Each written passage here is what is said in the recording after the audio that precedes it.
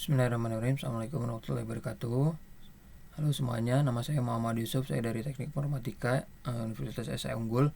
Sebelumnya terima kasih telah bersedia untuk menyaksikan presentasi dari saya untuk software project planning dari rekayasa perangkat lunak. Baik, kita mulai saja.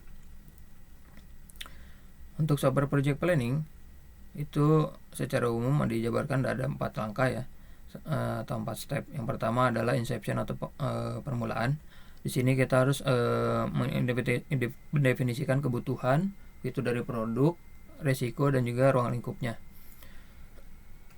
Lalu yang kedua adalah elaborasi. Di sini kita harus melengkapi dan memvalidasi rencana proyek serta desain arsitektur, lalu mengidentifikasi resiko dan juga manajemen resikonya.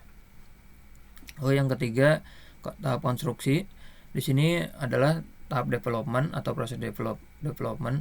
Di sini kita harus melakukan monitoring terhadap prosesnya, baik terhadap target-target development tersebut. Lalu yang terakhir, yang keempat adalah tahap transisi. Di sini adalah tahap untuk merilis produk yang sudah jadi. Pada tahap ini kita harus melakukan validasi terhadap kebutuhan dari teknikal dan juga bisnis yang ada pada customer atau klien kita. Lalu selanjutnya adalah untuk masalah software project planning ini saya mereferensikan ada studi kasus. Kita mereferensi terhadap jurnal dengan judul analisis dari software project management. Case study ini bersumber dari agen pemerintah ya, bahwa di situ dilaporkan telah dilakukan oleh grup Standish di 2014. Mereka menyatakan bahwa 31,1% software project di Amerika itu gagal. Hanya 16,2% dari proyek tersebut yang benar-benar sukses, dan 52,7% dalam tahap yang sangat mengkhawatirkan ya. Jadi dia tidak tepat waktu, tidak tepat juga dalam budgetnya, dan juga tidak tepat sesuai dengan ruang lingkupnya. Di Amerika juga dirilis dan dilaporkan bahwa 49% dari proyek itu tidak sesuai dengan rencananya, dan juga performa dari proyek tersebut tidak memuaskan. Majalah SWA juga merilis bahwa hasil dari survei di 2003 bahwa 75% dari proyek IT di Indonesia itu gagal. Wah, ini sangat mengkhawatirkan ya. Ternyata Indonesia terkenal sampai 75% kegagalan softwarenya. Ini harus menjadi warning bagi kita untuk meningkatkan software project management atau software project planning dengan lebih baik. Lalu yang terakhir ada rilis juga dari KPMG di Selandia Baru bahwa salah satu kegagalan dari project IT adalah lemahnya proses dari project management. Nah, makanya kita harus benar-benar untuk mengetahui software project planning ya, untuk memperbesar peluang keberhasilan suatu proyek. Baik, selanjutnya yaitu tahap inception. Ini adalah tahap yang pertama. Di sini kita harus mendefinisikan proses dari software tersebut. Di sini kita harus menentukan model SDLC-nya apa, framework-nya apa, lalu peran dari setiap tim dan individu yang support terhadap penghasilan produk yang berkualitas itu harus sangat baik ya.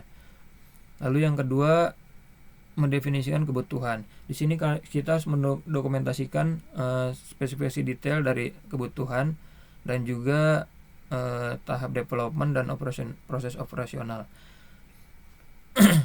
Di sini juga kita harus membangun model sistem yang memenuhi kebutuhan fungsional dan juga non fungsional ya. Lalu di sini ada plan budget juga.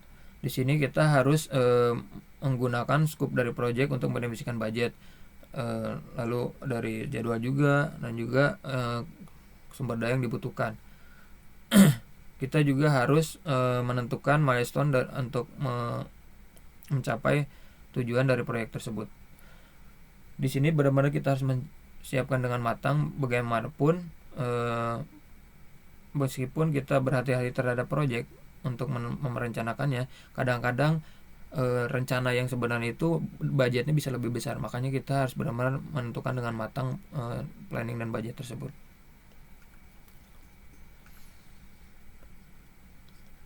Lalu yang kedua yaitu atau selanjutnya tahap elaborasi ya.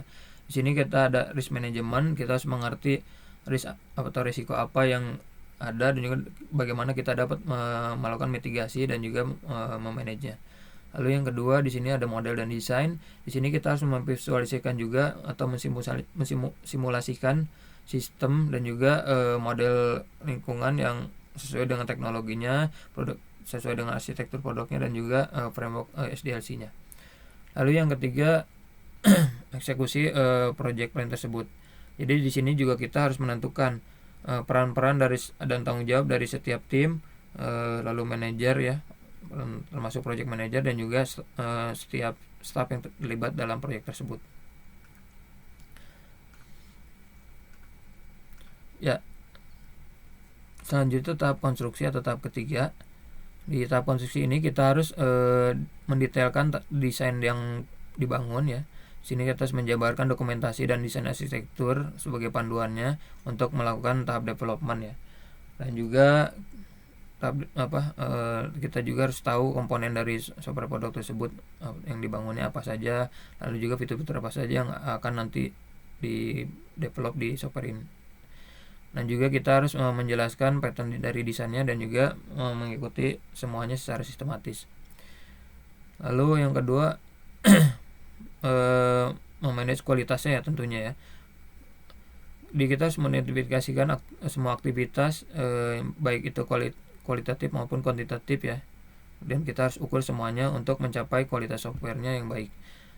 Kita harus mengerti metrik apa saja yang dapat dianalisa terhadap proses pemeriksaan software tersebut untuk mencapai software yang berkualitas.